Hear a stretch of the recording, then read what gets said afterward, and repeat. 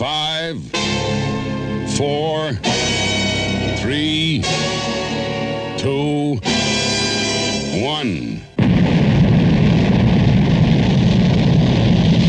Holiday heroes are go!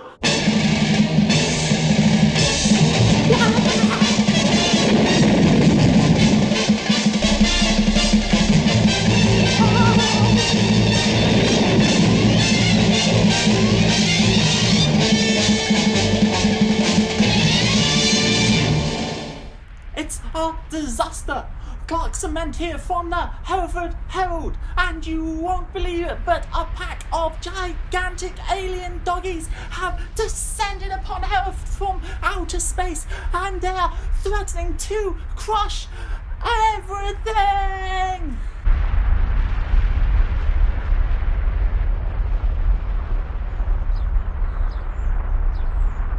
Local doggies, Shabba the police dog and Max her faithful sidekick, have tried to bark at them, but they're just not listening.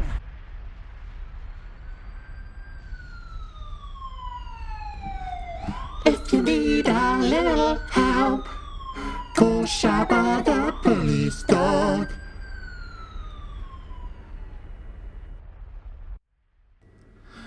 We've tried to stare at them and look at them, and then a bit of growling, and finally the last resort, bark, bark, bark, but they didn't listen. And I tried rolling on the ground to distract them.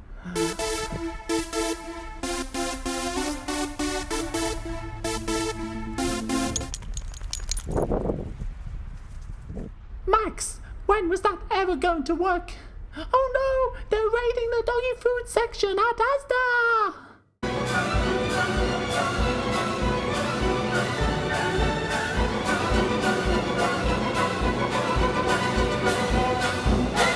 We tried to call for Blooperman, but he's not answering.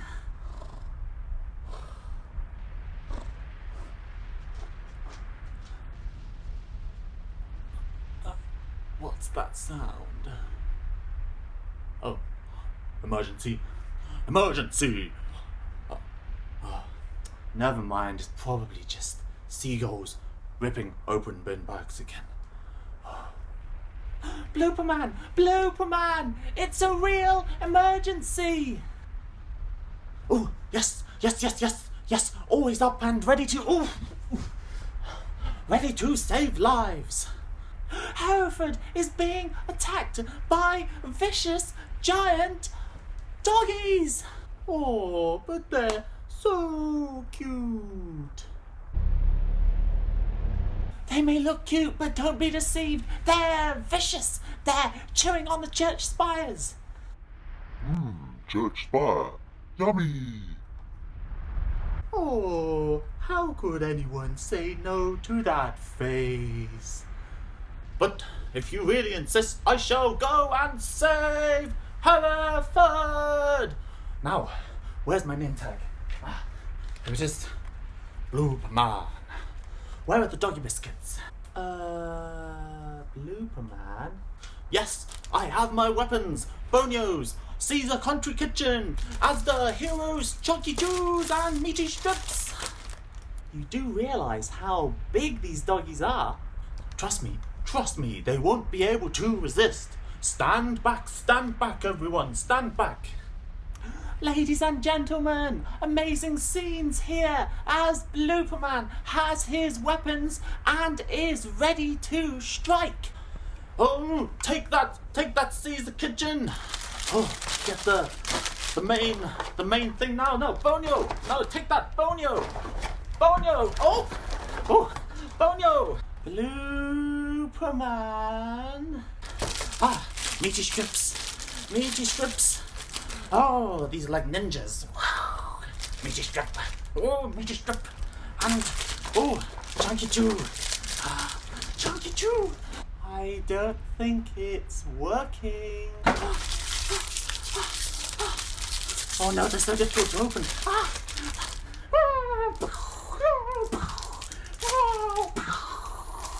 But Blooperman, the dogs haven't stopped And now you're surrounded by dog treats, so watch out! Oh, now surely that's done the trick. I've saved Hereford! Victory dance time! What's that sound? They're after me!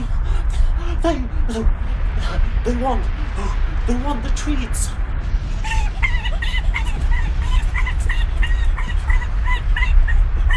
News just in. Everyone panic!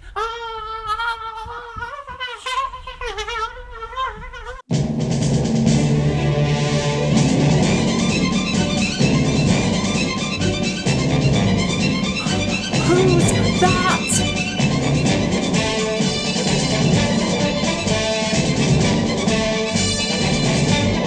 Still panicking!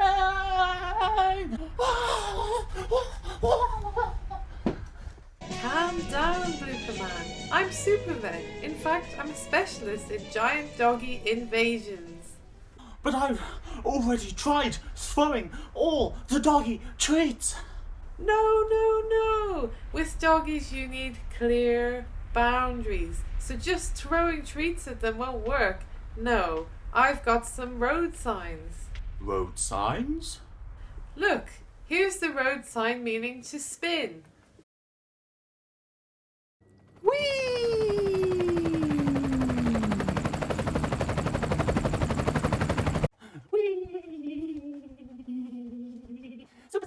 Excuse me, I've got news for you. That sign means roundabout ahead.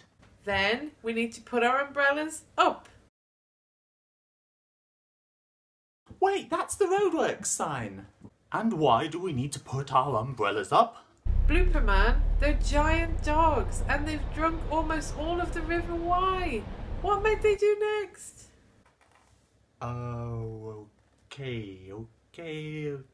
I think I get it now. And then, finally, the no entry sign. That'll make them go away. Really? Yes, all you need with dogs is consistency and clarity. So let's try with the stop sign.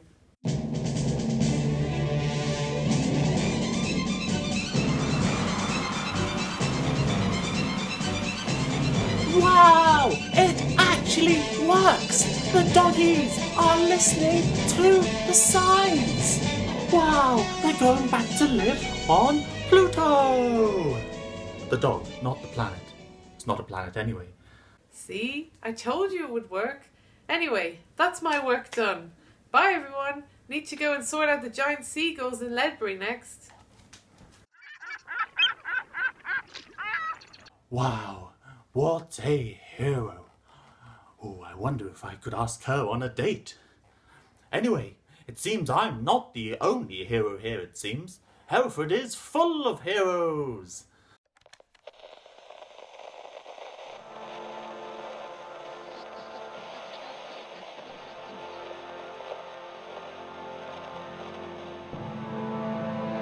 In a place not so far away,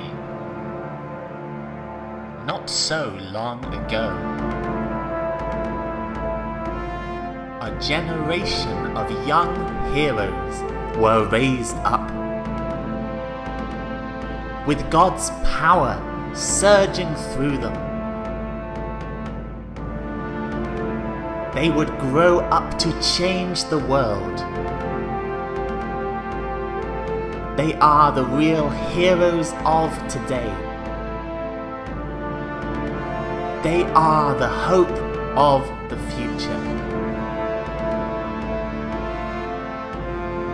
This is Holiday Heroes.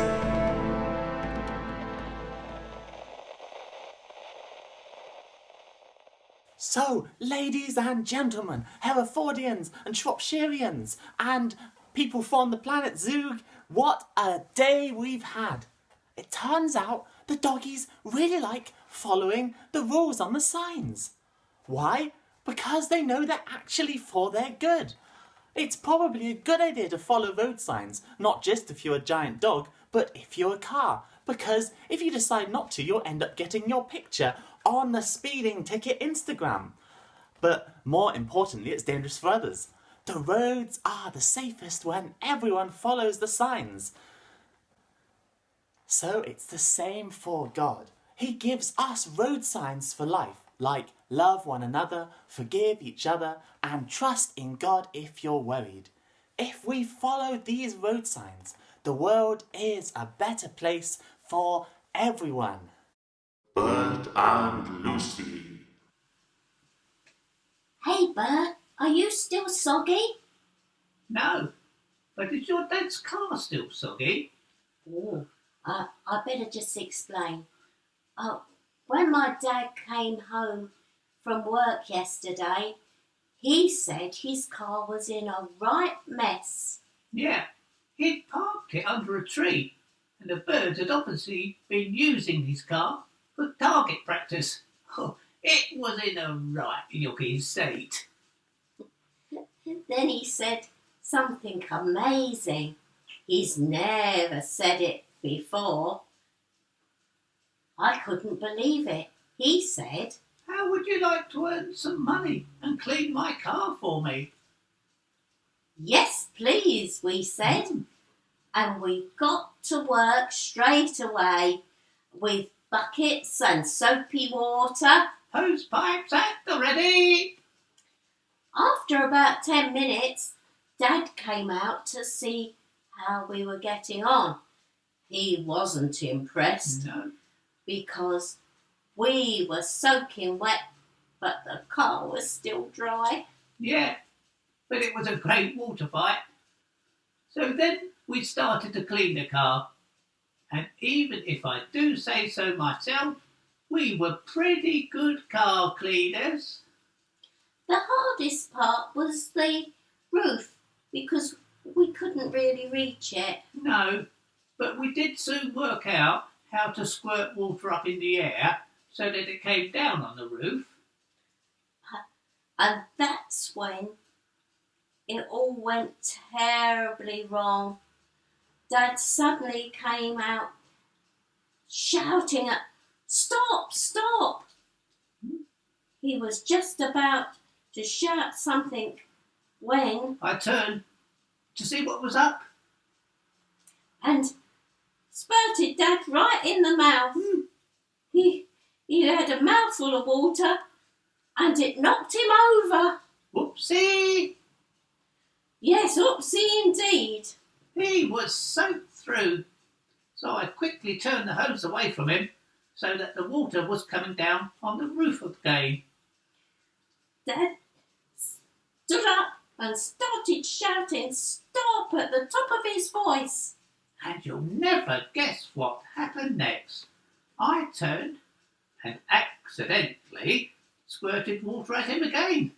But this time he managed to dodge it. By stepping out the way, but he stepped right into my bucket of cold, dirty water. He didn't seem to notice. He was too busy shouting at me. Something about the sunroof being open. I turned and looked through the window of the car, and there was a lake. Yeah, inside Dad's car, the water was all over. I tried to make a joke of it and said, "Let's go fishing." But Dad didn't find it funny. No. In fact, he was really cross. Yeah, he even shouted at me. Then he dashed across and opened the car door. It was like Niagara Falls. The water dashed out. Knocking your dad over again. What happened next was very funny. It was like in slow motion. The bucket flew off his foot and Through the air. and landed on his head. A soggy dad with a bucket of water on his head. Good job the bucket was on his head because Dad was still shouting, and I don't think he was saying anything very pleasant. No. Then I remembered that I had to be somewhere else quickly. Yes, you dashed off and left me. I switched off the hose. Dad took the bucket off his head. I half smiled at him, but he didn't smile back. He didn't say a word. He went inside and took the bucket with him. So now, do you think it's a good time to ask for my money? What money? My money for cleaning your dad's car. It was entirely your fault. You sprayed the water and spurted Dad, and then you run off and left me. Hey, that's not fair, Lucy. I didn't know the sunroof was open on your dad's car, and I didn't squirt him in the mouth on purpose, and I had to dash off because I'd suddenly realised I was going to be late for my tea. Oh, I'm sorry, Bert, for falsely accusing you. But Dad told me off again this morning. He was really upset because you know how much he loves his car. Yeah, I know. But that's not fair that he told you off. It's not your fault either. That's exactly what Dad said. He said he was sorry. It wasn't my fault. It was his fault for leaving the sunroof open. And I gave him a big hug because I could see that he needed it. Good. Anyway, we'd better go. But if there's anybody out there who needs their car washing, we're the people to see. Bye-bye, everyone. Bye-bye, everybody. Bye. The Bear Bible Drama. If you remember, the spoiled son with the cool coat had had a bad day. In fact, it was the worst day of his whole life. His own brothers sold him to some traders who dragged him off to Egypt. My dreams didn't come true. Instead of my brothers bowing down to me, they sold me to be a slave. I think it must be because I've been acting like a spoiled brat, showing off with my new coat. I did have those dreams, but I used them to show off rather than trying to find out what God was saying through them. When Joseph arrived in Egypt, he would have been in a right state, hot and very, very tired. No cool coat now. No more showing off either. But guess what the Bible says?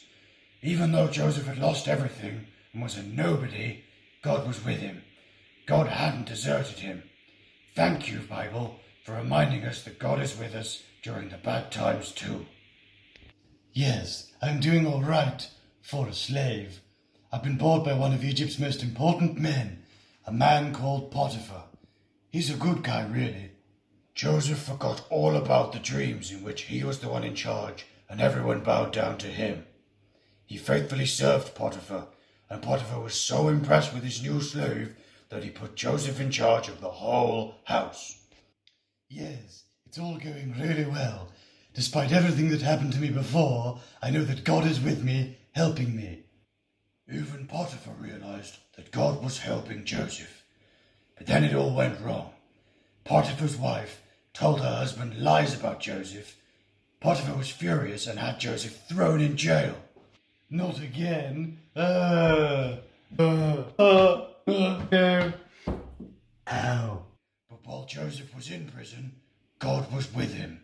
Joe was having a really hard time, but he still put his trust in God and was holding tightly to him. Joseph was no longer a spoiled son with a cool coat, and he was no longer the head slave for Potiphar. He was now a slave flung into the king's jail for a crime he hadn't even committed, but he didn't sulk or moan still. I thought people were going to bow down to me. I thought I was more important than everyone else, but I'm not. I'm just a nobody. God rarely chooses big-headed people. He usually chooses people who know they need him, and God was with Joseph. New prisoner, eh? Well, I'm the boss of this here prison, so if there's anything you want, don't ask. You won't get it. Right, Joe, get in that cell. You'll be sharing it with the king's cupbearer and the king's old baker. I suppose I'd better get back to the paperwork now. I have hundreds of horrible prisons to sort out. Too much to do and not enough hours in the day. I could help you. You? But you're just a no-good slave prisoner. Yes, but I was in charge of Potiphar's whole household until his wife took a fancy to me. Huh? She fancies everyone. But you were in charge. You must be pretty smart for a slave. So that's what Joseph did. He didn't moan. Instead, he made himself useful. And before long, he gained the respect of everyone in the prison. Since you've been here, Joe, this place has never run so smooth. I'm going to put you in charge of all the prisoners. One night, Joseph's two cellmates both had bad dreams that made them sad. Why the glum face, lads? I had a dream, said the cupbearer, and I can't get it out of my mind. Can you tell me what it means? No, not me, but God can. Tell me your dream. I dreamed about a grapevine that had 3 branches. It was covered in clusters of juicy grapes. I squeezed the juice into the king's cup and served him a delicious and refreshing drink. Ooh, sounds yummy. The 3 branches on the grapevine mean 3 days. In 3 days you will serve your king again. Hey, please don't forget to mention me to the king. I didn't do anything wrong and I shouldn't be in here. I also had a dream, said the baker. Go on, tell me your dream as well then. I was balancing 3 baskets of delicious cakes on my head for the king. That's got to be good news, hasn't it? Was that the end of your dream? No. Then some birds came along and ate all the bread. Cheeky things. 3 baskets does also mean 3 days. So I'll be set free in 3 days too. Cool. Sorry, but there's more, and it's not good news. Just as the birds lifted the bread out of the basket, the king is going to lift your head off. You mean I'm going to lose my head? I'm afraid so. Joseph, or should I say God, was spot on, and the cupbearer went back to serving the king again. But sadly, he forgot all about Joseph until 2 whole years later.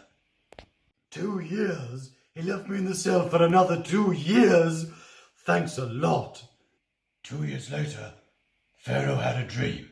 He said, Oh, can I play the part of the king? I've always wanted to be a king. If you must do. Now, back to the story. One night, Pharaoh had a dream, and he said, Yes, I'm a king. We know you're the king. Just get on with it. Okay then. In my dream, I was standing by the River Nile when I saw 7 fat cows. Then suddenly 7 ugly skinny cows came up out of the River Nile and grabbed up the 7 fat cows. It's so clear in my mind, it must mean something. But that wasn't the end of it, I had another dream. Another one? Another one again? In the next dream I saw 7 ears of good-looking corn, all on one stalk, and... Sorry to interrupt you, but how can corn be good-looking? What? Oh, don't interrupt me. I'm the king, you know. Then 7 thin ears of corn that had been scorched by the heat of the sun gobbled up the healthy ones, and that was the end of my dream. They're so clear in my mind they must mean something. Wise men, tell me what they mean. And suddenly, the king's cupbearer remembered Joseph. About time, too. He told Pharaoh all about how Joseph had told him and the baker the meaning of their dreams, and how they'd both come true. Oh, fetch him, I say, immediately. Wow, can you imagine that? Suddenly, Joseph was taken out of his cell and was standing in front of the most powerful man in the world. Donald Trump wasn't around then. Now that you're out, a mate of mine reckons you're a very wise man because you interpreted his dream. Is that right? Well, not really, no. But then, why has he told me that if it's not true? I can't interpret your dream, but I know a God who can. Did you hear that? Joseph didn't take the credit for himself, but told the king about God. He gave God all the credit. I can see that you're well smart, because if it turns out you can't tell me my dream, it's not your fault, but it must be God's, I suppose. Oh no, it's nothing like that. I know God can tell you your dream. How? Well, 7 thin cows had 7 fat cows, and 7 thin corns had 7 fat corns. Oh, that's easy. Is it? It sounds well complicated to me. Yes, the 7 fat cows and the 7 ears of corn are basically the same dream. They mean 7 good years.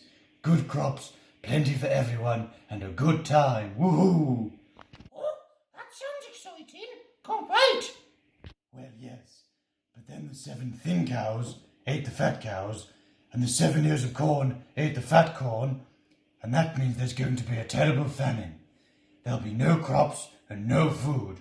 The land will be completely dry for 7 long years. Oh no, that sounds terrible. What can we do? Could I make a suggestion? Please do, I'm stuck here. I suggest that you choose a very wise person to be in charge of all of Egypt. That person should have huge new cities built, cities to store food. During the 7 years of good harvest, they should collect some of it and store it in the food cities.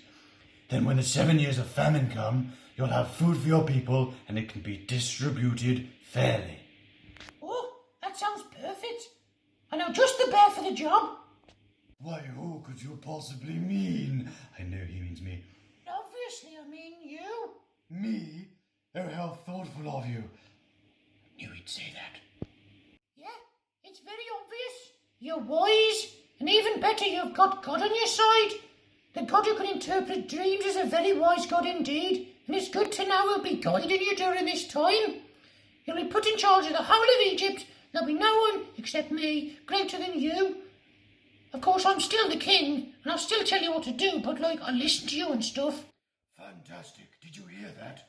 Joseph was a slave prisoner just this morning, and now he's become the second most powerful man in the most powerful country in the world, Egypt. Isn't God amazing? If God can do that with Joseph, I wonder what he has planned for you. News just in. Those bears were hilarious. Now it's time for our memory verse song, and we're going back to the first week with Jeremiah 29 verse 11, which says, "For I know the plans I have for you, declares the Lord, plans to prosper you and not to harm you, plans to give you hope and a future." What a great verse. It means that God has plans for your life, plans to make you a hero who makes the world a better place.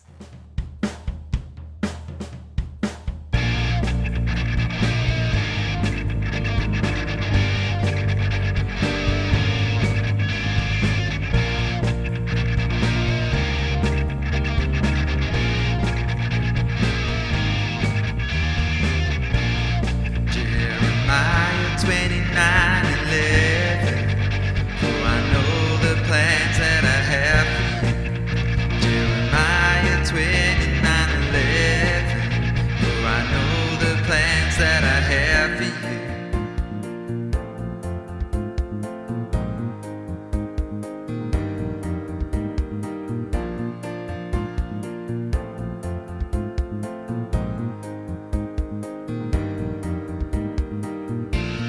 Plans to prosper, not to harm, to give you hope and a future. Plans to prosper, not to harm, to give you hope and a future. Jeremiah 29:11. For I know the plans that I have for you.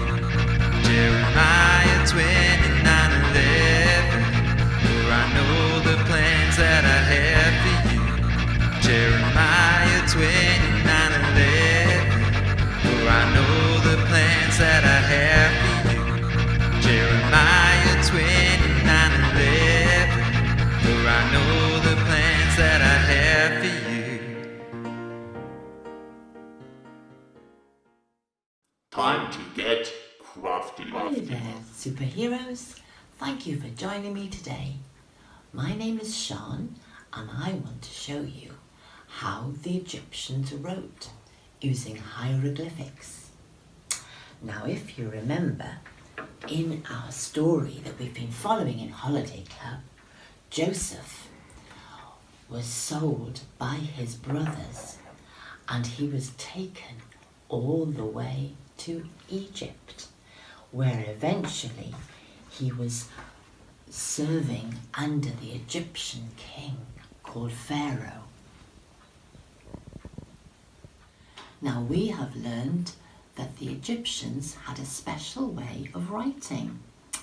They didn't use letters like we do in English. They wrote in pictures and images, and they called them hieroglyphics. Now that is a tricky word, and you can see it written here. Hiero, the beginning of the word, means holy, and glyphics, the second part of the word, means marks. So together, hieroglyphics means holy writing. And that's what they made. They had a special alphabet, and for each letter they had an image or a picture. But I must admit, looking at some of these images, they don't make much sense to me. The Egyptians believed that there was power in a name, and so they would write the name on a tablet of clay called a cartouche. And that's the second tricky word for today. Now, you may not have clay at home, but I hope you've got some paper or some card or some felted pens or coloured pencils or crayons, and you could have a try at writing your own cartouche with the letters of your name. I've done two here on paper. One I've got with images, and the second one I tried to use the corresponding hieroglyphic for the letters of my name. As you can see, there are 4 letters in my name, so I've chosen 4 little images that describe me. The first one is the flower, because I love gardening. And the second one is the dog, because I enjoy taking my dog for a walk each day. The house represents my home, and my home and family are very special to me. And the last one, the book, is because I enjoy reading books from the Bible and other stories. Now, I wonder if you'd like to have a go and try and write a cartouche of your name. Now, if you've made a cartouche on paper or card, you could have a try at making one on some air-drying salt dough, just like the Egyptians would. And for this, you will need some materials.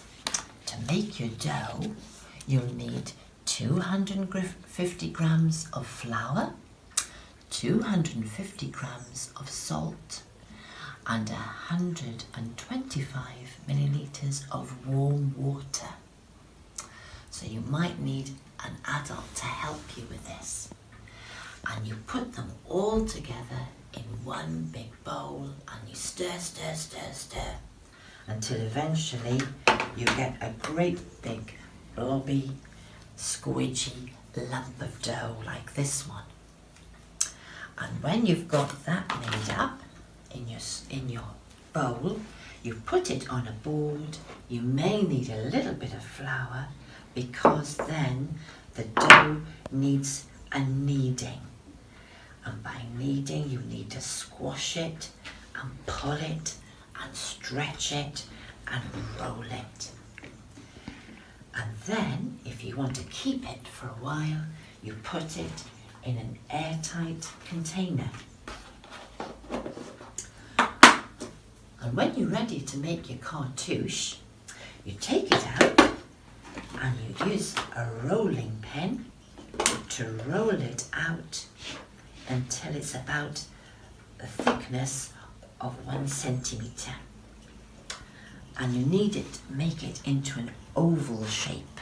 That's a bit like an egg. And after that, when you've got your nice little oval shape, you then start drawing your images, and you can use a pencil or a tool or even a twig from the garden and write the letters of your name and choose your hieroglyphics or your images to describe who you are, because you're so special. When you've finished making your cartouche, you need to leave it to dry for at least 24 hours and then ask a grown-up to help you, because it needs to go into the oven for at least an hour at 150 degrees centigrade. And then it should be completely dry.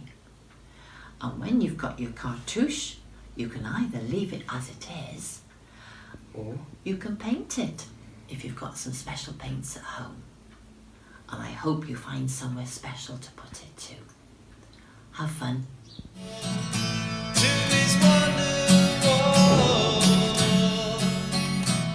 Now we're back to the Wonder Wall. From last week, the Wondrous Wows have 14 points and the Zippy Zooms have 12 points. People have been sending in their super pictures by super email with a superhero name. If it begins with A to M, it goes to the Wondrous Wows. If it begins with N to Z, it goes to the Zippy Zooms. So, we have the return of the Ninja Dude with these 3 amazing pictures.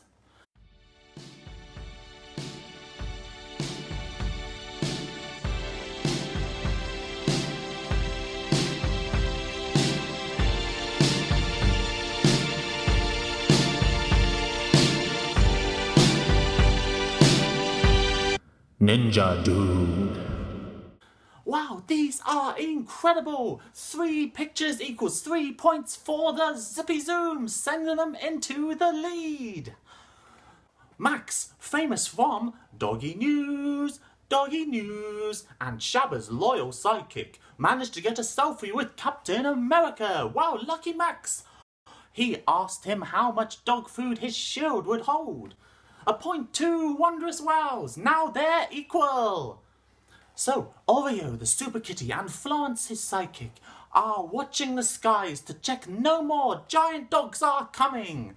Zippy Zooms moves into the lead again.